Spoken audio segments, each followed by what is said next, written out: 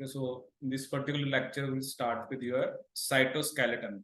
ठीक है, कि जो cytoskeleton होता है आपका, which makes the skeleton of cell. ठीक है, so cytoskeleton में हम 3 components की बात करते हैं. One is microtubules, one is your intermediate filaments, and one is your microfilaments. ठीक है, intermediate filaments and microfilaments.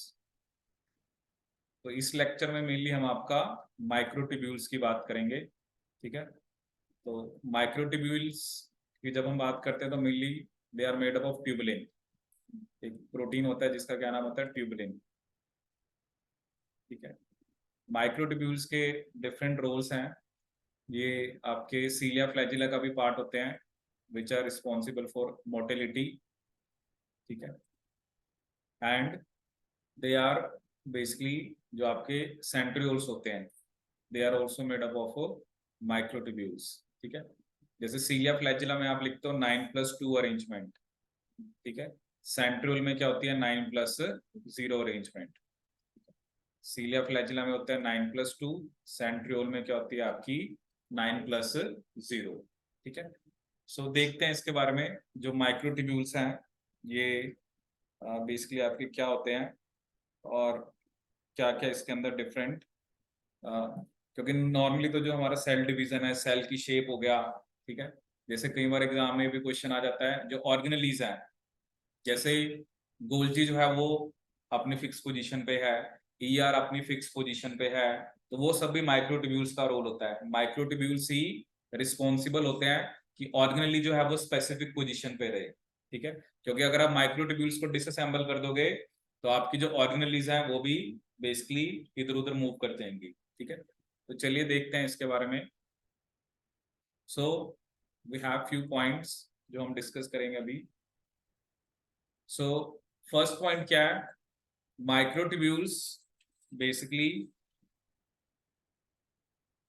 ये आपके क्या होते हैं, they are the principal component of the cytoskeleton.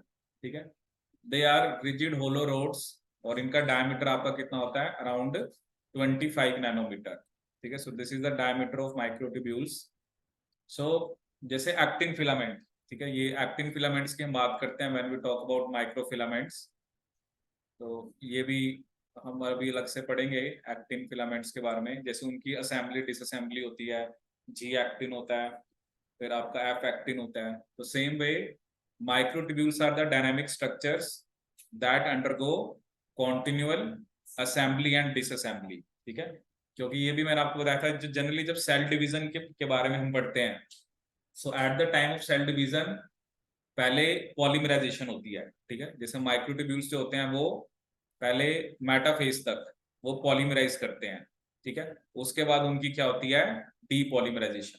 ठीक है, so during cell division assembly और डिसअसेंबली दोनों ही जरूरी होते हैं. ठीक है, क्योंकि अभी हम ऐसे कुछ ड्रग्स भी पढ़ेंगे कि कुछ ऐसे ड्रग्स होते हैं जो असेंबली को इनहिबिट करते हैं, ऑब्वियसली तब भी आपका जो सेल है वो डिवाइड नहीं करेगा. और अगर आप डिसअसेंबली को भी अगर आप नहीं होने दोगे तब भी आपका सेल डिवाइड नहीं करेगा. ठीक है, मेटाफेज तक असेंबली होती है, लेकिन जैसे ही एनाफेज स्टार्ट हो जाता है तो आपकी डिसअसेंबली स्टार्ट हो जाती है. ठीक है, सो माइक्रोट्यूब्यूल्स के फंक्शंस की बात करें तो आपके जो सेल की शेप है, ठीक है, उसको डिटरमाइन करता है. वैरायटी ऑफ सेल मूवमेंट्स, ठीक है, including some forms of cell locomotion and intracellular transport of organelles and the separation of chromosomes during mitosis. ठीक है, सेल शेप होगी, सेल मूवमेंट्स हो गया, ठीक है, इंट्रासेलुलर ट्रांसपोर्ट ऑफ ऑर्गेनेलीज हो गया, और separation of chromosomes during mitosis. ठीक है, तो इन सब में किसका रोल होता है, आपका माइक्रोट्यूब्यूल्स का. ठीक है, सो जो माइक्रोट्यूब्यूल्स हैं ये एक प्रोटीन के बने होते हैं जिसे हम बोलते हैं ट्यूबुलिन. ठीक है, और ट्यूबुलिन जनरली ये डायमर्स की फॉर्म में होते हैं. ठीक है, जनरली क्या होता है कि जो आपके ट्यूबुलिन है वो जैसे क्या होता है अल्फा और बीटा, जैसे ये एक मान लो ये बीटा है, उसके बाद मान लो ये आपका अल्फा है. ठीक है। तो ऐसे ये डाइमर्स जो होते हैं असेंबल करते हैं, ठीक है। सो यू कैन मेक, इसको मैंने बीटा शो करा है और दूसरे को मैंने क्या शो करा है, अल्फा। तो ऐसे ये अलग अलग जो होते हैं आपके, ये ऐसे पॉलीमराइज करते हैं, ठीक है। तो बीटा अल्फा और फिर मान लो ये आपका एक तरह से अल्फा, ठीक है। सो बेसिकली क्या होता है आपका, जो बीटा वाला एंड होता है, ठीक है, उसे बोलते हैं plus and, which is your fast growing and, ठीक है। ये अभी आपको पता लगेगा कि फास्ट ग्रोइंग एंड ये होता है कि यहाँ पर बेसिकली आपकी पॉलीमराइजेशन जो है वो फास्ट रेट पे हो रही है, ठीक है। और माइनस एंड जनरली हम उसे लिखते हैं जो स्लो ग्रोइंग एंड होता है, ठीक है। तो जिस तरफ बीटा होता है वो प्लस एंड होता है, और जिस तरफ आपका अल्फा होता है उसे हम माइनस एंड बोल देते हैं या स्लो ग्रोइंग एंड, ठीक है। ये भी अब डिस्कस करेंगे। और ये जो अल्फा और बीटा ट्यूबलिन है, these are encoded by small family of related genes, ठीक है। इसके अलावा एक और ट्यूबलिन होता है जिसका नाम होता है गामा ट्यूबलिन, ठीक है। ये आपके सेंट्रोसोम में होता है, और ये मतलब जब आपको माइक्रोट्यूब्यूल की असेंबली स्टार्ट करानी होती है उस टाइम पे इसका रोल होता है, ठीक है। माइक्रोट्यूब्यूल बने तो अल्फा बीटा के ही होते हैं, but gamma tubulin plays a role in the initiating microtubule assembly, ठीक है। और अगर हम कंपेयर करें, क्योंकि प्लांट और एनिमल में तो ट्यूबलिन होता है, तो अगर बैक्टीरिया में हम उस प्रोटीन की बात करें जो कि वही रोल प्ले करता है जो आपका ट्यूबलिन करता है, तो उसका नाम है आपका FTSZ, ठीक है। ये आप याद रखना, FTSZ का, ये हम बैक्टीरियल सेल स्ट्रक्चर में ये सब प्रोटीन्स पढ़ते हैं। FTSZ का वही रोल है जो हमारे अंदर या एनिमल प्लांट सेल्स के अंदर ट्यूबलिन का है। चाहे वो आप सेल शेप की बात कर रहे हो, चाहे वो मूवमेंट की बात हो रही है, चाहे वो आपका सेल डिवीजन की बात हो रही है, तो FTSZ is has a role basically which matches the role of tubulin in plant and animal cell, ठीक है। प्लांट एंड एनिमल सेल, तो ये मेनली आपको इसमें ध्यान रखना है। तो किसका रोल है ये आपका, that is the role of basically FTSZ, ठीक है। अब नेक्स्ट इसमें क्या है, जैसे लाइक एक्टिन, जैसे एक्टिन पॉलीमराइज करता है, एक्टिन इज माइक्रोफिलामेंट, उसको हम अलग से पढ़ेंगे। Tubulin polymerization can be studied in vitro, ठीक है। अब इसमें क्या होता है ना, जैसे अभी मैंने एक फिलामेंट जो बनाया था, ठीक है, अभी चलो मैं सब ऐसे ही सेम कलर में बना देता हूँ। तो ये जो एक फिलामेंट था इसे बोलते हैं प्रोटोफिलामेंट, इसे हम क्या बोलते हैं आपका, जो एक लेंथ हमने बनाई थी अभी। So I am just showing that is same colour, इसमें ऑब्वियसली आपके डाइमर्स हैं। तो ऐसे जो 13 आपके मिलके आपका माइक्रोट्यूब्यूल बनाते हैं। ये सिर्फ एक प्रोटोफिलामेंट होता है, जैसे यहाँ पे लिखा ना, tubulin dimers polymerise to form microtubules which generally consist of 13 linear protofilaments assembled around a hollow core. मतलब बीच में से होलो है, और टोटल आपकी 13 प्रोटोफिलामेंट आपके क्या होते हैं, बेसिकली मिलके आपका माइक्रोट्यूब्यूल जो बनाते हैं, ठीक है। सो ये हमेशा ये फिगर याद रखना, 13 प्रोटोफिलामेंट, जैसे ये एक प्रोटोफिलामेंट है, ऐसे आपके 13। तो ऐसे ये जो स्ट्रक्चर बनाएंगे, जैसे मान लो मैं सिर्फ ऐसा सा दिखा रहा हूँ, तो ये पूरी असेंबली होगी, और बीच में होलो क्या होगा आपका, कोर, ठीक है। The protofilaments, which are composed of head to tail arrays of tubulin dimers, are arranged in parallel, ठीक है। So अभी आपको मैंने बताया कि जो माइक्रोट्यूब्यूल्स होते हैं दे आर पोलर स्ट्रक्चर, उनके दो एंड हैं, एक होता है फास्ट ग्रोइंग प्लस एंड, और एक होता है स्लो ग्रोइंग माइनस एंड, ठीक है। ये पोलैरिटी इसलिए जरूरी होती है क्योंकि ये डिटरमाइन करता है डायरेक्शन ऑफ मूवमेंट, ठीक है। जैसे अभी हम आगे पढ़ेंगे, आपके ना मोटर प्रोटीन्स होते हैं, वी हैव मोटर प्रोटीन्स, ठीक है। तो एक मोटर प्रोटीन का नाम होता है काइनेसिन, ये जनरली मूव करता है प्लस एंड की तरफ। एक का नाम होता है काइनेसिन, ये जनरली किस तरफ मूव करता है आपके, प्लस एंड की तरफ, मतलब जो पॉजिटिव एंड होता है। और दूसरे का नाम होता है डाइमिन, ये जनरली किस तरफ मूव करता है आपका, नेगेटिव एंड की तरफ। तो माइक्रोट्यूब्यूल्स में ये जो एंड्स होते हैं ये डिसाइड करते हैं डायरेक्शन, ये किसी चीज की डायरेक्शन को कि कि जो डिटरमाइन करते हैं डायरेक्शन को, ये मूवमेंट की, ठीक है। Just as the polarity of actin filaments defines the direction of myosin. जैसे एक्टिन मायोसिन की इंटरेक्शन होती है तो एक्टिन की भी पोलैरिटी होती है, तो उससे पता लगता है मायोसिन को किस तरफ जाना है। ठीक है, जैसे मैं आपको एक एग्जांपल दिखाता हूँ इसमें, ये मोटर प्रोटीन्स पढ़ेंगे अभी हम डिटेल में बाद में। जैसे आप ये देखो यहाँ पर, जैसे आप ये एक पिक्चर देख सकते हो। सो जैसे कोई एक वेसिकल है, ठीक है, अब उस वेसिकल को आपको पेरिफेरी की तरफ लेके जाना है, क्योंकि ये भी मैंने आपको बताया था कि जनरली कोई भी सेल होता है, ठीक है, उसके अंदर जो सेंट्रियोल वाला पार्ट होता है वो होता है माइनस, वहां पर माइनस एंड होता है, और जो पेरिफेरी की तरफ होते हैं वो प्लस होते हैं। ठीक है ना, ये आपका इंटरफेस सेल है अभी, मतलब वो सेल जो अभी डिवाइड नहीं कर रहा, तो this is your minus and. ठीक है, और प्लस एंड कहाँ पर होता है आपका पेरिफेरी की तरफ। ठीक है, जैसे आप यहाँ पे भी देख सकते हो कि जितने भी माइक्रोट्यूब्यूल्स रेडिएट हो रहे हैं from your centrosome, they are basically towards the periphery. ठीक है, यहाँ पे लिखा भी हुआ है the minus ends of the microtubules are anchored in the centrosome. ठीक है, और ये अभी हम आगे डिस्कस भी करेंगे। ये नेगेटिव एंड ना एक तरह से फिक्स हो जाते हैं, मतलब इनमें कुछ नहीं हो रहा, आप मान के चलो। ये सिर्फ जो प्लस एंड होते हैं ना, यहाँ पर ही पॉलीमराइजेशन डीपॉलीमराइजेशन होगी। पॉलीमराइजेशन मतलब जब इसकी लेंथ बढ़ रही है, डीपॉलीमराइजेशन मतलब जब इसकी लेंथ कम होगी, वो भी हम डिस्कस करेंगे। लेकिन माइनस एंड कहां पर आ गए, सेंट्रोसोम में। ठीक है, और सेंट्रोसोम क्योंकि न्यूक्लियस के पास होता है। ठीक है, और जो माइक्रोट्यूब्यूल्स बाहर की तरफ जा रहे हैं, ठीक है, so that is basically your, वो उनका पॉजिटिव एंड होता है। ठीक है, सो ये आप देखो यहाँ पर, जैसे अब सेल के अंदर डिपेंड करता है आपने वेसिकल को किस तरफ लेके जाना है। जैसे आप ये देखो, अब ये वेसिकल है, ठीक है, और ये आपका this is a vesicle carried by काइनेसिन 1। काइनेसिन vesicle को किस तरफ लेके जाता है, प्लस एंड की तरफ। जैसे आपको यहाँ से पेरिफेरी की तरफ लेके जाना है, but if you want to bring some periphery towards centrosome, ठीक है, तो उसमें कौन हेल्प करता है, डाइनिन। तो मतलब क्या होता है ना, जैसे ये माइक्रोट्यूब्यूल है, ये आपका वेसिकल है, तो एक तरह से, मतलब एक तरफ से वो बाइंड करता है मोटर प्रोटीन वेसिकल के साथ, और दूसरी तरफ आपके माइक्रोट्यूब्यूल के साथ।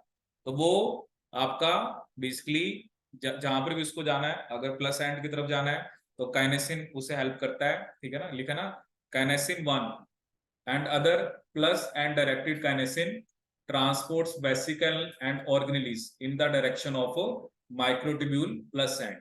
तो इसलिए ये डायरेक्शन मैटर करती है, ताकि ये पता लगे मोटर प्रोटीन को कि उसको वेसिकल को या जो आपका ऑर्गेनेल है उसे किस तरफ लेके जाना है। ठीक है, इन कॉन्ट्रास्ट जो डाइनिन होते हैं वो आपके माइनस एंड डायरेक्टेड मेंबर्स होते हैं ऑफ द फैमिली, चलो भैया काइनेसिन फैमिली, क्योंकि दोनों मोटर प्रोटीन है, and they carry their cargo, जो भी वेसिकल है, in the direction of microtubule minus ends which are anchored in the centre of the cell. तो ये मतलब आपको याद रखना है, क्योंकि पहले आपको ये क्लियर हो माइनस एंड किस तरफ है, प्लस एंड किस तरफ है, तभी आप इस चीज को बता पाओगे। जनरली प्लस एंड हमेशा आपका that is towards periphery. So if you want to move some vesicle towards the periphery, you need kinesin. If you want to move some vesicle or organelle towards the center of the cell or any cargo, then you need dynein। तब आपको क्या चाहिए होता है, dynein। ठीक है,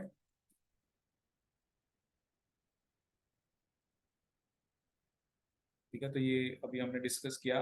अब देखो ये आपको डायग्राम समझना है। ठीक है, देखो क्या होता है कि जो रोल है जीटीपी का माइक्रोट्यूब्यूल पॉलीमराइजेशन में, ठीक है, अगर तो जैसे ये आपका मान लो अल्फा और बीटा है, मान लो ये अल्फा ये बीटा है, अगर तो बीटा के साथ जीटीपी लगा हुआ है तो वो फेवर करता है पॉलीमराइजेशन को। ठीक है, जैसे आप यहाँ पे देखो, so what is the role of GTP in microtubule polymerization. ठीक है, tubulin dimers with GTP bound to the beta. ठीक है, अल्फा बीटा में से जीटीपी किसके साथ लगा हुआ है, बीटा के साथ। They associate with the growing plus ends while they are in a flat sheet। ठीक है, मतलब ये देखो, ये यहाँ पर अभी आप देख रहे हो कि एडिशन हो रहा है। ठीक है, which then zips up into a mature microtubule just behind the region of growth। ठीक है, मतलब ये वाला पोर्शन को फ्लैट शीट दिखा रहा है, और उसके पीछे वाला जो पोर्शन है उसको दिखा रहे कि वो एक मैच्योर माइक्रोट्यूब्यूल बन गया। लेकिन जैसे ही पॉलीमराइजेशन हो जाती है तो जो जीटीपी बाउंड है बीटा ट्यूबलिन से वो हाइड्रोलाइज हो जाता है जीडीपी में, ठीक है। और क्योंकि जीडीपी बाउंड ट्यूबलिन है वो कम स्टेबल है, ठीक है, the dimers at the minus and rapidly dissociate, ठीक है। अब देखो होता क्या है, मतलब यहाँ पर जो चीज आपको समझनी है, मतलब एक तो पहले ये बात आपने नहीं माननी कि प्लस एंड पे पॉलीमराइजेशन होती है, माइनस पे डीपॉलीमराइजेशन होता है, ऐसा नहीं होता है, ठीक है। वो क्या होता है ना, वो डिपेंड करता है कि जैसे मान लो, मतलब आप ये मान के चलो इस एंड पे पॉलीमराइजेशन भी हो सकती है और डीपॉलीमराइजेशन भी हो सकती है, प्लस एंड पे पॉलीमराइजेशन और डीपॉलीमराइजेशन दोनों हो सकते हैं, ठीक है। और माइनस एंड के ऊपर भी पॉलीमराइजेशन और डीपॉलीमराइजेशन दोनों हो सकती है, ठीक है। मतलब क्या है, जैसे मान लो क्या है, आपके इस एंड के ऊपर मान लो मैंने आपको कह दिया कि 100 ऐड हो रहे हैं, ठीक है, और आपके 10 रिमूव हो गए, तो नेट कितने लगे 90, ठीक है। इधर आप मान के चलो, इधर मान लो 50 लग रहे हैं, 10 रिमूव हो गए, तो कितने लगे नेट 40। तो मतलब क्या है, वो ना ट्यूबलिन की कंसंट्रेशन पे डिपेंड करता है कि इस तरफ ट्यूबलिन कितना है, इस तरफ कितना है, ठीक है। तो एक बात तो मैंने आपको क्या बताई कि बेसिकली आपका ट्यूबलिन की कंसंट्रेशन आपको बताएगी कि नेट, अब यहां पर अगर ज्यादा होगी तो आपको लग रहा है ये फास्ट ग्रोइंग एंड है, ठीक है, क्योंकि यहाँ पर ट्यूबलिन ज्यादा लग रहे होंगे। यहाँ पर अगर आपके कम लग रहे होंगे, चलो यहाँ पर इन्होंने सिर्फ ये शो कर रखा है कि यहाँ पे लग रहा है, यहाँ पे हट रहा है, बट ऐसा नहीं है, वो अलग अलग केसेस है, वो ट्यूबलिन की कंसंट्रेशन डिसाइड करेगी, ठीक है। कि अगर तो इधर ट्यूबलिन ज्यादा है तो एक तरह से पॉलीमराइजेशन हो रही है, ठीक है, इधर कम है इधर भी पॉलीमराइजेशन हो रही है, ठीक है। अब एक एक चीज और इसमें आपको क्या ध्यान रखनी होती है, वो भी मैं आपको दिखाऊंगा कि ग्रोथ और श्रिंकेज, ठीक है।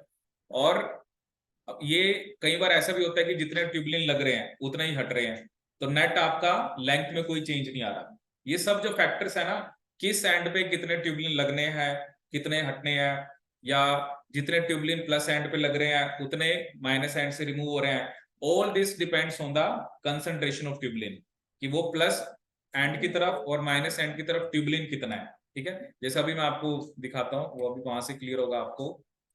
जैसे आप ये डायग्राम देखो, ठीक है, अब इसमें इसने क्या दिखाया है, ग्रोथ, क्या लिखा है इसने, ग्रोथ, ठीक है। अब वो क्या कह रहा है, dynamic instability results from the hydrolysis of GTP bound to beta tubulin during और शॉर्टली आफ्टर पॉलीमराइजेशन, ठीक है। क्या कहना चाह रहा है कि जो भी बीटा ट्यूबलिन लगा है, क्योंकि बीटा ट्यूबलिन वही लगेगा जिसके साथ जीटीपी लगा हुआ है, ठीक है।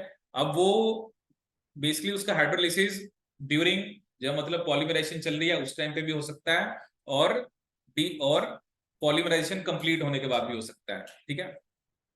Which reduces the binding affinity for adjacent molecule, मतलब जब दोनों ट्यूबलिन के साथ जीटीपी लगे होंगे ना तब उनकी बाइंडिंग एफिनिटी ज्यादा है। लेकिन अगर एक जीटीपी में हाइड्रोलाइज हो गया, ठीक है ना, अब आप यही देख रहे हो ना, जैसे अब ये बीटा है ये अल्फा है, तो ये बीटा है ये अल्फा है, ठीक है। अगर तो दोनों बीटा पे जीटीपी लगा हुआ है तब इनकी एफिनिटी ज्यादा है। लेकिन ये वाला जीटीपी अगर जीडीपी में हाइड्रोलाइज हो गया तो इनकी एफिनिटी एक दूसरे के लिए क्या होगी, कम होगी। जो यहाँ पर लाइन लिखी हुई है कि जब वो हाइड्रोलाइज हो गया तो binding affinity for adjacent molecule कम हो जाती है, ठीक है। अब ग्रोथ माइक्रोट्यूब्यूल की किस चीज पे डिपेंड करती है, ठीक है। अब सीधी सी बात है, जो मैंने आपको बताया यहाँ पर अभी सिर्फ वो प्लस एंड की बात कर रहा है, ठीक है। अगर अगर आपके मान लो जैसे मैंने कहा जिस रेट से ऐड हो रहे हैं, जिस रेट से आपके ऐड हो रहे हैं, मतलब और जो हाइड्रोलिसिस का रेट है, अगर हाइड्रोलिसिस का रेट कम है as compare to the rate of addition, तो नेट एडिशन होगा। आप यहाँ पे देख सकते हो कि बेसिकली यहाँ पर एक लाइन लिखी है, growth of microtubules continues as long as new GTP bound tubulin molecules are added more rapidly than GTP is hydrolyzed। वही बात होगी ना, जैसे मान लो मैंने आपको कहा कि 100 लग गए 10 हाइड्रोलाइज हो गए, तो नेट तो एडिशन ही हो रहा है ना, तो एडिशन का रेट जो है वो हाइड्रोलिसिस के रेट से क्या है, ज्यादा है, ठीक है। So basically growth of microtubule continues as long as the GTP bound tubulin molecules are added more rapidly than GTP is hydrolyzed, as so a GTP cap is retained। आप क्योंकि लगते जा रहे हैं, ये मान लो आपकी कैप है, ठीक है। अब दूसरा क्या है, अगर हाइड्रोलिसिस का रेट ज्यादा है, ठीक है, अब मान लो क्या हुआ, मान लो ये यहाँ पर इसने 5 दिखाए हैं कि 5 लगे हैं, ठीक है, लेकिन 10 रिमूव हो गए, तो क्या हुआ, वो श्रिंक करता जाएगा। जैसे इसमें देखो ना 5 लग रहे हैं, 10 हटते जा रहे हैं, तो नेट तो क्या हुआ, नेट तो आपका लॉस हो गया। अगर जीटीपी के हाइड्रोलिसिस का रेट एडिशन के रेट से ज्यादा है तो श्रिंकेज होगी। तो ये बस फंडा होता है। अब ये नहीं ना कि मैं ये कह रहा हूँ कि प्लस एंड पे बस ऐड होते हैं और प्लस पे रिमूव नहीं होते, ऐसा नहीं है। ये जो एंड्स हैं, जैसे, क्योंकि इसी को मेन समझना है, आप ये मत मान के चलना कि प्लस एंड पे एडिशन होता है, माइनस पे रिमूवल होता है, ठीक है। प्लस आपका फास्ट ग्रोइंग एंड है, माइनस आपका स्लो ग्रोइंग एंड है, ठीक है। हाँ, वो एक कंडीशन होगी कि जब जितने ऐड हो रहे हैं प्लस एंड पे उतने माइनस एंड से रिमूव हो रहे हैं, but that depends on the concentration of tubulin कि वो कितनी है, ठीक है। तो वो अलग सिचुएशन हो सकती है कि मान लो 5 ऐड हो गए, माइनस एंड से 5 रिमूव हो गए, वो एक अलग चीज है। अदरवाइज प्लस एंड पे आप एडिशन भी देख रहे हो, प्लस एंड पे आप रिमूवल भी देख रहे हो, क्योंकि बाद में तो उन्होंने जीडीपी में हाइड्रोलाइज होना ही है। It depends on the speed, कि जिस बेसिकली स्पीड से आपके, अगर जीटीपी वाले जो बाउंड कर रहे हैं, अगर वो जो एडिड, उनका जो एडिशन है वो हाइड्रोलिसिस से ज्यादा रैपिड है, तो नेट आपका ग्रोथ होगी। अगर बेसिकली जो हाइड्रोलिसिस का रेट है वो आपका अगर फास्टर है as compare to the addition, तब आपकी श्रिंकेज होगी। आप देख सकते हो, अब यहाँ पर देखो ये आपका इंक्रीज होता जा रहा है, ठीक है ना। देखो आप ये वाला पार्ट देखो, ये वाला पार्ट जो है वो इंक्रीज होता जा रहा है क्योंकि एडिशन का रेट ज्यादा है, ठीक है ना। और लेकिन यहाँ पर आपका एडिशन का रेट कम है, हाइड्रोलिसिस का रेट ज्यादा है, तो उस केस में आपका नेट क्या होगा, बेसिकली आपका नेट क्या होगा, रिमूवल। और वो बेसिकली रिमूव वही वाला ट्यूबलिन होगा जिसमें जीडीपी लगा हुआ है, जो हाइड्रोलाइज्ड है।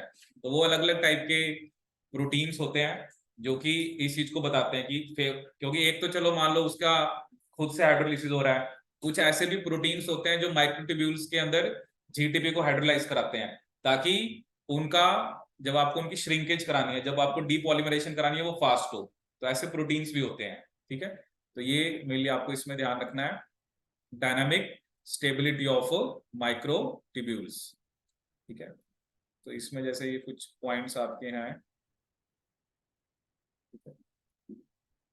तो जैसे यही बता रखे हैं यहाँ पे, तो tubulin dimers can depolymerize as well as polymerize, and microtubules can undergo rapid cycles of assembly and disassembly, ठीक है।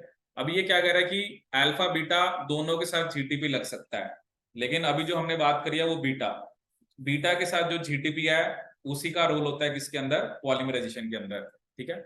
और वो ऐसे ही फंक्शन परफॉर्म करता है जो कि एटीपी बाउंड टू एक्टिन, ये जब मैंने आपको बताया ना एक्टिन हम पढ़ेंगे।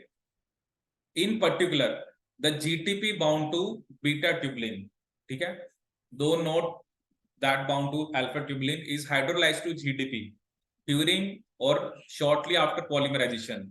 This GTP hydrolysis weakens the binding affinity of tubulin for adjacent molecule, जो मैंने आपको पहले ही बताया, तो that will favor depolymerization, ठीक है।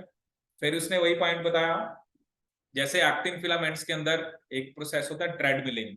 ट्रेडमिलिंग हम किसे बोलते हैं, that is a dynamic behaviour in which tubulin molecules bound to GTP are continually lost from the minus end and replaced by the addition of tubulin molecules bound to GTP to the plus end. अब ये एक special case है जिसमें जितने minus and से lost हो रहे हैं उतने ही प्लस एंड से आपके क्या हो रहे हैं, वहां पे लगते जा रहे हैं। तो इस प्रोसेस को हम क्या बोलते हैं, ट्रेडमिलिंग, ठीक है। बाकी ऐसा नहीं है कि सिर्फ प्लस एंड पे ऐड होते हैं, माइनस एंड पे रिमूव होते हैं। प्लस एंड पे ऐड भी हो सकते हैं, रिमूव भी हो सकते हैं, और माइनस एंड पे भी ऐड और रिमूव हो सकते हैं। बट ये एक स्पेशल केस है जिसमें जितने रिमूव हो रहे हैं माइनस एंड से उतने आपके प्लस एंड से पे क्या हो रहे हैं, ऐड हो रहे हैं, ठीक है। इन microtubules rapid GTP hydrolysis also results in the behavior known as dynamic instability, क्योंकि इसमें जो माइक्रोट्यूब्यूल्स हैं वो आपके ग्रोथ और श्रिंकेज दिखाते हैं, जैसे कभी ग्रो हो रहे हैं फिर श्रिंक हो रहे हैं, ग्रो हो रहे हैं श्रिंक हो रहे हैं, ठीक है। सो ये अभी मैंने आपको बताया कि ग्रो और श्रिंक किस चीज पे डिपेंड करेगा, ठीक है। अगर तो रेट ऑफ जो एडिशन है वो रेट ऑफ हाइड्रोलिसिस के कंपैरिजन में ज्यादा है, ठीक है। सो आपकी ग्रोथ होगी as long as new GTP bound tubulin molecules are added more rapidly than GTP is hydrolysed, the microtubules retains a GTP cap at its plus end and the microtubule growth continues, ठीक है, अगर तो hydrolysis का rate कम है। और दूसरा point इसने वही बताया कि अगर रेट ऑफ जो पॉलीमराइजेशन है अगर वो स्लो है, कि जो ट्यूबलिन के साथ जो जीटीपी लगा हुआ है कहां पर, आपके प्लस एंड पे, ठीक है, अगर वो बेसिकली हाइड्रोलाइज हो जाए, ठीक है, in the if this occurs the GTP bound tubulin will dissociate resulting in rapid depolymerization and shrinkage of the microtubule. So simply it depends hydrolysis. अब वही है ना, there are other proteins are also there which comes and which will hydrolyze the GTP, ठीक है, तो वो rate of polymerization या depolymerisation को कंट्रोल कर सकते हैं, ठीक है। और एक चीज जो मैंने आपको यहाँ पर बतानी थी, जनरली क्या होता है ना, जो माइनस एंड ऑफ माइक्रोट्यूब्यूल होता है that must be protected to prevent rapid depolymerization, ठीक है। जैसे मान लो आपको, मान लो मैंने ये दिखाया, ठीक है, आपका ये जो माइनस एंड है ना, इसको तो आप फिक्स कर दो, ठीक है, जैसे ये सेंट्रोसोम की तरफ होता है, मतलब इधर अब कुछ नहीं हो रहा है, जस्ट फॉर एग्जांपल। तो अब ये, अभी तो जैसे अभी तो आपने बड़ा दिखाया ना, जैसे मान लो ये आपका सेंट्रियोल का पेयर है, ठीक है, अभी तो यहाँ से बना, तो ये माइनस एंड को तो आप फिक्स कर दो, यहाँ पे अब कुछ नहीं होगा, ये आपने इसकी डीपॉलीमराइजेशन या कुछ नहीं कराना। सो प्लस जो एंड है इसी पे एडिशन होगा, ठीक है, जब आपने ग्रोथ करानी है, और जब आपने डीपॉलीमराइजेशन करानी है तो इसी को आपने श्रिंक कराना है। तो माइनस एंड को एक तरह से आप स्टेबल कर दो, ठीक है ना, क्योंकि फिर तो वही होगा ना, फिर मतलब आपको फिर ये होगा कि यहाँ पे आप ऐड कर रहे हो, वहां से रिमूव होता जा रहा है, फिर तो लेंथ बढ़ेगी नहीं, तब तो लेंथ आपकी, अगर आप 4 लगा रहे हो 4 हटा रहे हो तो क्या फायदा होगा।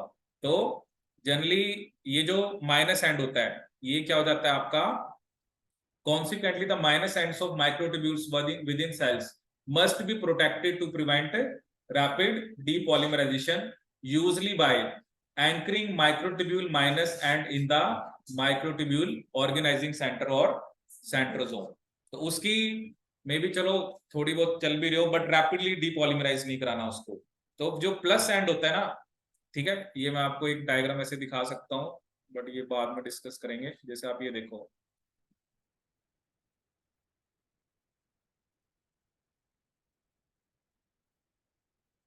जैसे आप ये देखो, आपको इस डायग्राम से क्लियर होगा, आप ये देखो कि ये आपके मान लो माइक्रोट्यूब्यूल है, और ये कौन सा माइक्रोट्यूब्यूल दिखा रखा है जिसके साथ काइनेटोकोर आपके क्रोमोसोम अटैच है, जिसे हम क्या बोलते हैं, काइनेटोकोर माइक्रोट्यूब्यूल। आप ये देखो, ये तो एंड फिक्स है माइनस वाला, ये देखो ये जो दिखा रखा है ना, ये डीपॉलीमराइजेशन दिखा रखी है। जैसे जैसे डीपॉलीमराइज होते जाएंगे ये आपका जो सिस्टर क्रोमैटिड है वो अपोजिट पोल के पास पहुंचता जाएगा। आप देख रहे हो ये जो दिखा रखे ना उसने, ये यहाँ पर ये डीपॉलीमराइजेशन, ठीक है। और इसमें भी एक खास बात होती है, एक काइनेसिन, काइनेसिन एक यहाँ पर, जैसे काइनेसिन की ना बड़ी सारी टाइप्स हैं, एक अभी आपने पढ़ा कि वो प्लस एंड की तरफ जाता है, बट यहाँ पर माइक्रोट्यूब्यूल डीपॉलीमराइजिंग काइनेसिन, काइनेसिन का रोल ये भी होता है कि वो माइक्रोट्यूब्यूल की क्या कराता है, क्या कराता है आपकी डीपॉलीमराइजेशन, ठीक है। सो इसलिए मैंने आपको बताया असेंबली, पहले असेंबली होती है ताकि माइक्रोट्यूब्यूल जो है जैसे मेटाफेज तक वो बिल्कुल क्रोमोसोम जो है वो सेंटर में आ जाए, ठीक है। लेकिन जब आपको मेटाफेज से एनाफेज में जाना है उस टाइम पे आपको माइक्रोट्यूब्यूल की डीपॉलीमराइजेशन करानी होगी, ठीक है। और वही यहाँ पर जो प्लस एंड था उसकी क्या होनी स्टार्ट हो जाएगी, डीपॉलीमराइजेशन। और देखो जैसे जैसे वो डीपॉलीमराइज होता जा रहा है, ठीक है ना, जैसे एक चीज है ना पहले ऐसे लंबी है, तो पहले आपका क्रोमोसोम मान लो यहाँ पे अटैच था, ठीक है, अब डीपॉलीमर क्योंकि काइनेटोकोर के थ्रू अटैच करना है, अब इतना, अब ये छोटा हो गया, तो ये मान लो ये आपको पोल के पास पहुंचना है, फिर ये और छोटा हो गया, ठीक है, फिर ये और छोटा हो गया, और अल्टीमेटली आपका क्रोमोसोम जो है वो कहाँ पर पहुंच गया, क्योंकि पहले वो यहाँ पर सेंटर में था। तो ये जैसे जैसे डीपॉलीमराइज होता जाएगा आपके जो क्रोमोसोम है वो आपके पोल्स पे पहुंच जाएंगे, ठीक है। तो इसलिए असेंबली और डिसअसेंबली जो है वो दोनों ही जरूरी होती हैं, ठीक है। और बहुत सारे ऐसे ड्रग्स आते हैं जो स्पेसिफिकली इन दोनों को मतलब you can target any one of the process. अगर आप पॉलीमराइजेशन नहीं होने दोगे तो क्या होगा, क्रोमोसोम ऐसे मेटाफेज स्टेज पे आएगा ही नहीं, ठीक है। अब क्या हुआ, चलो पॉलीमराइजेशन होगी, लेकिन अगर डीपॉलीमराइजेशन नहीं होने दोगे तब क्या होगा, सिस्टर क्रोमैटिड आपके पहुंच ही नहीं पाएंगे पोल्स तक, और जब तक पोल्स पे नहीं पहुंचेंगे आगे आगे सेल जो है वो आपका डिवाइड ही नहीं करेगा, ठीक है। तो ये आपने इसमें ध्यान रखना है। और इसमें भी ना, ये करेंगे हम अगली क्लास में डिस्कस, दो चीजें यहाँ पर आपको करनी होती हैं। एक स्टेज होती है एनाफेज ए, इसमें होते हैं क्रोमोसोम की मूवमेंट, कि आपने क्रोमोसोम को अपोजिट पोल्स की तरफ लेके जाना है। और दूसरा क्या होता है, दूसरी स्टेज को बोलते हैं हम एनाफेज बी। एनाफेज बी में क्या होता है, ये आपको दिख रहा है, ये आपके पेयर ऑफ क्या है, सेंट्रियोल। इनको भी आपको बेसिकली क्या करना होता है, पेरिफेरी के पास लेके जाना होता है। एक तो सिस्टर क्रोमैटिड तो चलो सेपरेट हो गए, उनको लेके जाते हैं काइनेटोकोर माइक्रोट्यूब्यूल्स, लेकिन ये जो सेंट्रियोल का पेयर है, सेंट्रोसोम्स हैं, इनको भी आपने कहां पे लेके जाना है, पोल्स के पास। और इनको कौन लेके जाता है आपका, दैट इज जो आपके इंटरपोलर माइक्रोट्यूब्यूल्स और एस्ट्रल। क्योंकि ये जो सेंट्रियोल का पेयर है ना, इसको भी आपने मतलब पहले थोड़े सेंटर में है, आप देख रहे हो ना यहाँ पे फर्क देख रहे होगे, यहाँ पे मैं इसको रब कर देता हूँ, आप ये देखो पहले लोकेशन कहां पर है, अब कहां पर है। तो ये तीन टाइप के माइक्रोट्यूब्यूल्स जो होते हैं, जो काइनेटोकोर वालों को काम होता है सिस्टर क्रोमैटिड्स को बेसिकली पोल्स के पास लेके जाना। लेकिन ये जो आपके स्पिंडल पोल है, जो आपके एक तरह से सेंट्रोसोम का पेयर है, इनको दूर दूर ले जाने का जो काम होता है, वो जो आपके इंटरपोलर माइक्रोट्यूब्यूल्स और दूसरे आपके दैट इज एस्ट्रल, उन दोनों का ये फंक्शन होता है कि ये जो सेंट्रियोल का पेयर है या ये जो स्पिंडल पोल है, इनको भी पेरिफेरी की तरफ लेके जाया जाए, ठीक है। सो ये बेसिकली अब हो गया हमारा बेसिक, ठीक है। चलो इसके अंदर अभी हम पढ़ेंगे आगे नेक्स्ट क्लास में, बट बस ये थोड़ा सा ना आपको आइडिया होना चाहिए ओरिएंटेशंस का, क्योंकि प्लस माइनस बेसिकली हो क्या रहा है, you should have a basic idea. और मोटर प्रोटीन्स के बारे में हम पढ़ेंगे फिर आपकी नेक्स्ट क्लास में, ठीक है।